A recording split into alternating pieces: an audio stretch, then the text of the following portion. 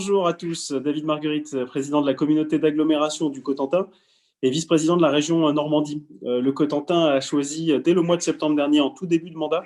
de se lancer dans la mise en place d'une cellule d'accompagnement, d'une cellule d'ingénierie pour les communes qui composent notre territoire. Il y en a 129, ce qui fait d'ailleurs du Cotentin la troisième intercommunalité de France en termes de nombre de communes.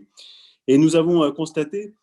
qu'il y avait 15 millions d'euros d'argent public qui n'étaient pas consommés, faute d'ingénierie de projet, c'est-à-dire faute de capacité pour les communes, pour l'agglomération, à pouvoir finalement accélérer la commande publique. Et donc, cette cellule ingénierie répond à une vraie demande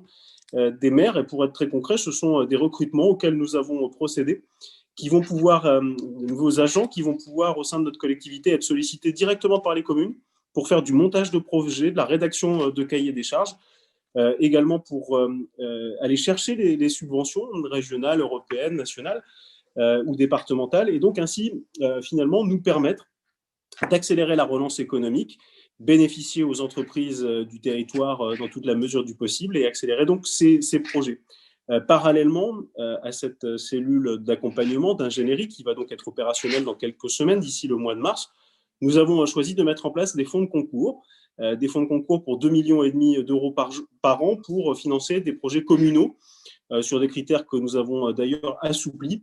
Ce sont ainsi 33 projets à la fin de l'année 2020 qui sont passés et qui ont fait l'objet, dans le cadre de la relance, d'une bonification de 30 à 40%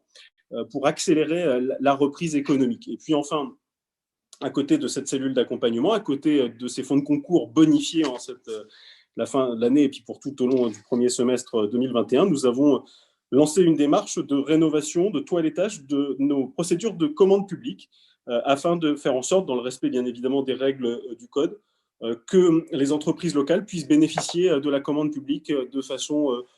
plus souple, en connaissant mieux nos procédures, en rénovant également un certain nombre de critères, en favorisant les entreprises, par exemple, qui recourent à l'alternance, aux stagiaires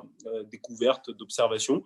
Bref, à des entreprises qui jouent le jeu de l'alternance, de l'apprentissage, de façon générale des stagiaires découvertes.